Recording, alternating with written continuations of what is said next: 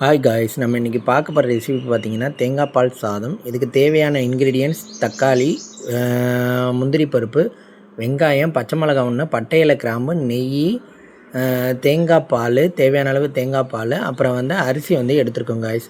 நம்ம இதுக்கு எப்படி நம்ம பதம் எப்படி எடுத்துக்கணும் அப்படின்னா, ஃபஸ்ட்டு அடுப்பை பற்ற வச்சுட்டு அது மேலே நம்ம பேனை குக்கரில் எதில் செய்வீங்களோ அந்த பாத்திரத்தை தூக்கி வச்சுட்டு நம்ம அதில் சிறிதளவு எண்ணெயை விட்டுக்கலாம் காய்ஸ்.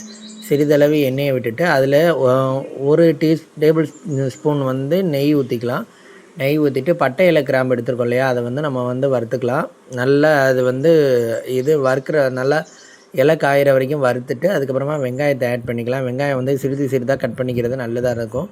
அதை நம்ம ஆட் பண்ணிக்கலாம். ஆட் பண்ணிவிட்டு நம்ம அது பொன்னிறமாக ஆகிற வரைக்கும் நல்லா அப்படியே வதக்கி விட்டுட்டு அது மேலே வெங்காயம் வேகிறதுக்காக நம்ம கல் உப்பு சேர்த்துக்கலாம் காய்ஸ். கல் உப்பு, அதுக்கப்புறமா பார்த்திங்கன்னா பச்சை மிளகா ஒன்று ஆட் பண்ணியிருக்கேன் காரத்துக்காக. அப்புறம் முந்திரி பருப்பு இருக்கிறதையும் நம்ம ஆட் பண்ணிடலாம் காய்ஸ்.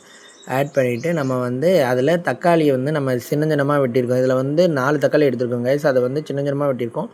அதையும் அதில் ஆட் பண்ணிடலாம். ஆட் பண்ணிவிட்டு நம்ம நல்லா பொன்னிறமாக ஆகிற வரைக்கும் எல்லாம் வதங்குற வரைக்கும் நல்லா வதக்கி விட்டுட்டு கலக்கி விட்டுட்டு அதில் வெள்ளை பூண்டு விழுதை அப்படியே போட்டுடலாம் காய்ஸ். போட்டுட்டு நல்லா ஒரு 2 கலக்கி விட்டுட்டோம்னா அது ஹீட் ஆகிட்டே இருக்கும்.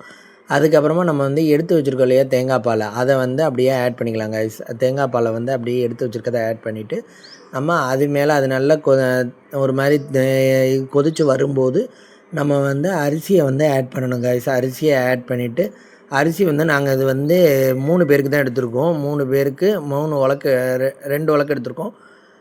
அதுக்கப்புறமா அதை குக்கரில் விசில் விட்டு 3 விசில் விட்டு இறக்குனதுன்னே பார்த்திங்கன்னா தேங்காய் பால் சாதம் சுட சுட ரெடி ஆகிடுச்சு காய்ஸ்.